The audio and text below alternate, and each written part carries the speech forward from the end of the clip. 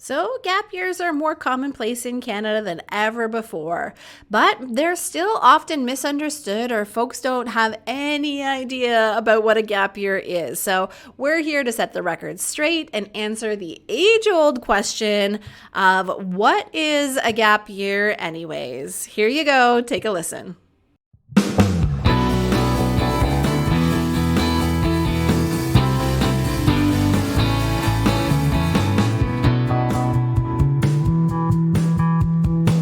Welcome to the Gap Year Podcast, where we explore the who, what, where, when, and why of gap years. It's real people sharing their stories, ideas, and experts diving deep into how you can make the right decisions in order to have a meaningful gap year. This is the place to be no matter where you are on your gap year journey. I'm Michelle Dittmer, your resident gap year expert. Let's jump right in.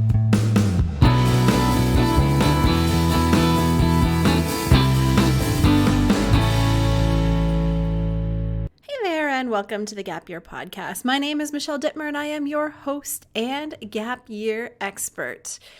Now, I'm going to be fully real with you here. I want to let you know that I had to record this episode twice. This is my second attempt at it. The first time I wrote it and recorded it, I was in the middle of writing grant applications and I was in a very tactical mindset. So the content was very, very focused on skill development and career discovery and strategic tool oriented. And I completely lapsed on the other essential part of what a gap year is, the part about it being a once in a lifetime adventure full of experiences that allow you to make memories and friends that last a lifetime. My bad. So really it is the state of mind that you're in that can really frame how you're approaching things. So here I am doing take two, and I'm going to provide you a much, much more balanced understanding of what a gap year is. Today, we're really going to take it back to the basics. If you've been with us for a while, you know we have tons of really interesting podcast episodes.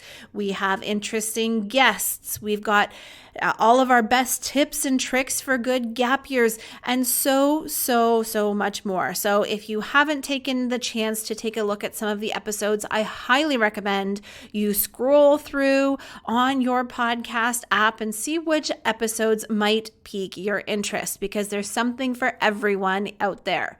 But let's just strip it all the way back today. We're not going to overcomplicate it. We are going to help you if you are still unclear of what a gap year actually is. This is the episode for you. We're going to take away all that fancy stuff and just answer the question, what the heck is a gap year anyways? So if you are new to the idea of a gap year, or if somebody has brought it to your attention and you just haven't quite pinpointed what it is, or perhaps you think you know but want confirmation from us, the experts, about what a gap year is and is not, stick around for the next little bit. We will make sure that we get it nice and crystal clear for all of you out there. So I want to actually start with what is the common understanding, or what is the stereotypical, or what is the misunderstanding of what a gap year is.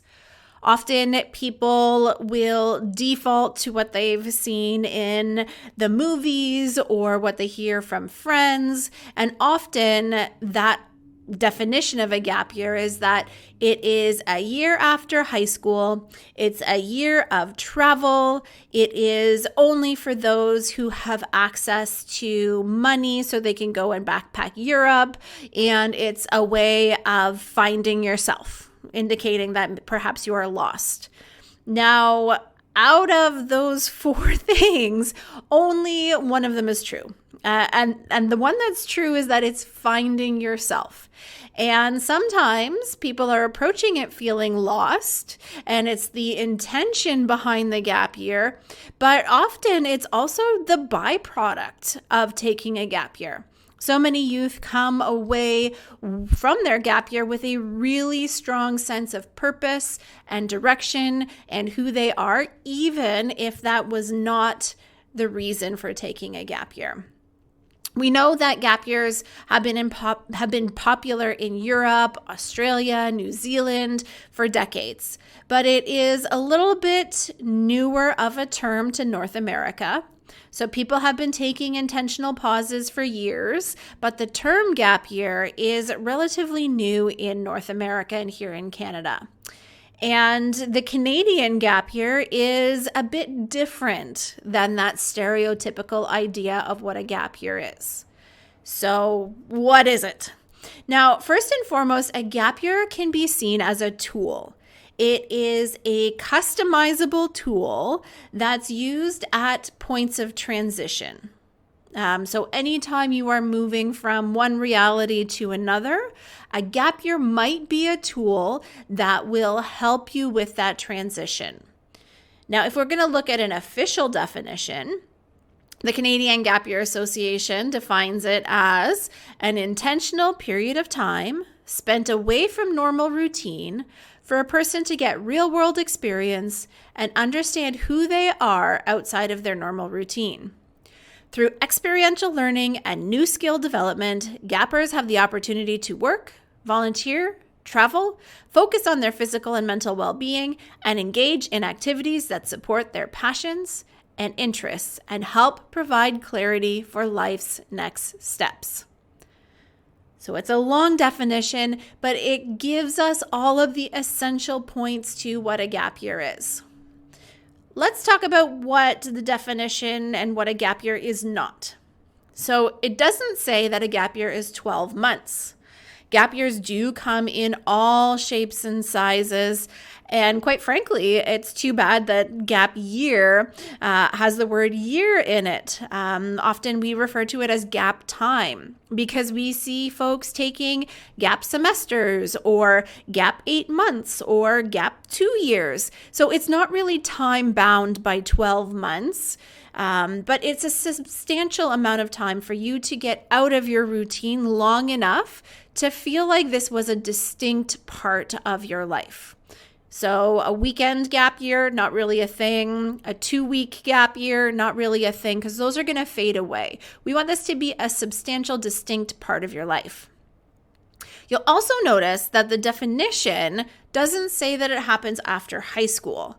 We see folks engaging in gap years at all ages and stages. 70% of the folks that come to us are coming right directly after high school, but 30% are coming at other times. Maybe they're mid-post-secondary education, or they've finished and they're going to go off to grad school but need a break. Or they've entered into their early career and found they are not feeling fulfilled and need to make an adjustment, or maybe even when you retire. So it's points of transition. It's whenever you need to pause that treadmill or that feeling of a rat race of spinning your wheels, and it's time to recenter yourself so you can make the best decision for what comes next in your life. This could be leaving school, pausing a career, maybe entering into empty nestedness when your kids leave the house. It could be leaving your career for retirement or any other pivot point in your life. Now, I'm being very intentional when I'm mentioning these things, and I just might be foreshadowing something that is to come and in the works from CanGap. So if you are well past high school graduation and you are saying, I wish I could do that, keep following us because something is coming. So stay tuned. If you are living vicariously through your young person who is traveling or taking a gap year, we got something coming your way. Now back to the topic at hand here. Our definition doesn't say it has to include travel. It is a common misconception that everybody travels on their gap year because that's the thing, that's the brag-worthy show-off thing. That's the thing that we have these sexy pictures of, showing us standing on a mountain or interacting with a different culture or eating a different type of food than we're used to. Those are the things that we like to show externally. There's no really exciting picture of you discovering what your career path should be. Those are the things we don't necessarily see on the outside. So while all these things are fun, and travel is a very common thing that people do on a gap year, it's not necessarily the travel that is the most valuable part. Really, the travel is a vehicle for someone to get out of their comfort zone and to develop new skills. New skills like independence, resilience, and for a lot of people to prove to themselves that they have what it takes. And the fact that they get to do this while seeing other cultures and geographies, that's just a bonus. So it doesn't necessarily have to involve travel. It really is more about the experiential learning and the skill development that comes from all of these diverse activities you can do on your gap year, whether that's traveling, volunteering, working, participating in clubs, taking courses for interest, connecting with old friends, doing informational interviews with people from different career paths, spending time to earn money, taking up new hobbies, journaling, reading those books on your to-read list or watching those documentaries. Whatever it is, all of these experiences allow somebody on a gap year or gap time to develop new skills and to try something different. And it really is that bulk of time that allows us to do that in a really, really intentional and meaningful way. Which is a great segue into the fact that good gap years are intentional. Some people default into a gap year, but sitting on the couch for a year is not a gap year. There has to be some sort of plan in place or goals that you're working towards. There's research and exploration that takes place. So really important to make that distinction that your gap year is moving you forward in some way, not just keeping you in place. And at the end of the year, you don't want to be the same person. You want to have grown and changed in some way. And that's really what it is. So that's really what we want to see. It is a purposeful time. And when I look at the definition, one of my favorite parts of it is that it says it sets you up for your next steps in life. And I think that this is really critical.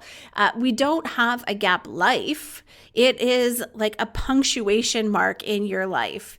It is like an aside in a play.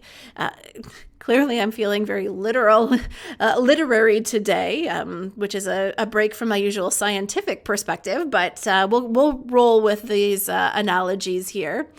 It's that time to push pause and to calibrate and to reflect on how far you've come, what's made you the person you are, what's working well and what isn't. But it's also a time to vision forwards. What does the next chapter of your world look like? What do you want to take with you from the last chapter, or what do you want to leave behind? And who are you evolving into? Where do you want to go in your life? It's really such a beautiful time to be reflective and to be thoughtful without the noise of everything else that's going on around, whether that is a full-time job or full-time academics. All of those things take up a lot of our mental capacity and they bias our thoughts because of what we're experiencing during the day. So to have lots of time, lots of space, and lots of autonomy to do that exploration is such a powerful tool, and it allows us to really connect with what's true for us, what that inner voice is saying, what our true interests are, not necessarily what's happening all around us in that busyness. It's really such a beautiful thing when you can take control of your life. So if you're out there and you feel like life is running away from you, or you don't feel aligned with what is best for you, or you don't quite feel ready for your next steps, that gap year is a great thing to insert into your life. But all these things were the strategic side of things, but gap years are also fun. It is a time to be in charge of your life, to decide what your own priorities are, what activities you want to do, what you want to accomplish. I always like to say that it's really an opportunity for you to get in the driver's seat of your life. You're not a passenger to your teachers. You're not a passenger to your boss. This is your time to carve the path out. Now, when I'm out and about, people will always stop me whenever I've got my gap year stuff out. They always stop me and say, Michelle, I took a gap year and it was the best decision ever. Now, these folks that stop me aren't all just 21-year-olds that are fresh off their gap year. I talk with people that are mid-20s, in their 30s, 40s, 50s, 60s, 70s. They all stop me and they tell me the stories of what they did and how now, looking back, they see it as something that completely set them up for success. A lot of people will even say it totally changed my life for the better. So it really is that opportunity to get out there and explore and make those memories and meet new people and gain new perspectives and not get caught up in all of the busyness, hustle, bustle, treadmill of life that might not serve us when we're trying to figure out who we are and what's going on in our lives. Now, one of the trickiest parts about this episode and actually defining what a gap year is that each and every gap year looks different. Each person chooses to take a gap year for a different reason, and they choose different activities to put into that time. And because the person is different and the activities are different, they're actually building completely different sets of skills on their gap year. So the reality is that there's no formula for what a gap year is or is not. There's no way that I can just give you a template and say plug in X, Y, and Z and boom, you've got a gap year. Gap years are going to be something that is going to be transformational for you in some way. And in order for it to be a good gap year or a progressive gap year or a purposeful gap year, there's a few components that I would recommend exist within that gap year. Number one, I'll say it a million times, is spending time to carve out goals for your gap year. So understanding why you're taking that gap year, what is the reason behind it, and what do you hope to achieve by the end? Maybe you want to build independence. Maybe you want to get clarity on what you want to study. Maybe you want to take control of your mental health. Whatever those goals are, gives us an end game. Like I said, it's not a gap lifetime, it's a gap year. We work really well when there's a start point, an end point, and something to work towards. And having those goals is going to be that component of what am I working towards. That will help you keep momentum over the course of the gap year. So those goals are golden. The next component that's going to make it a successful gap year is having a plan. This isn't something that's carved in stone before you even start, but it's that idea of intentionality. And it's that idea of doing research and seeing what the options are. Because so often I have young people and their families coming in to speak with me about planning their gap year, and they only have 2 or 3 ideas of what they could possibly do on their gap year. But with good research, with good intention, and getting out there and looking for what can help you achieve those goals, the world is going to open up to you. It's not just this tourism experience. There is volunteer placements locally abroad. There are internships. There are hackathons. There are conferences to attend. There are sport and social clubs to join. There are meetup groups where you play Beatles tunes on your ukulele every Wednesday. There is all sorts of things out there for you to do on your gap year. But without the research, most people will just default into getting a job at their local grocery store and not necessarily growing tons as a human being. So putting a plan into place is, in my opinion, crucial to a good gap year. Other pieces that should be included is some sort of novel experiences, right? We got to push ourselves outside of our comfort zone. If you're just going to spend your gap year on your couch, you're not going to grow. You're not going to learn. So having some sort of novel experience, and again, it doesn't have to be travel. And for each and every person, getting out of your comfort zone looks different. It could be a small thing. It could be a large thing. It's just something that's got to be new to you that's going to get the brain and the body thinking and moving in a new way. The last thing that I would say that you want to make sure is included is this idea of reflection and capturing the learning. Because each and everything you're going to do on your gap year is going to afford you new skills that you can translate and transfer into new situations.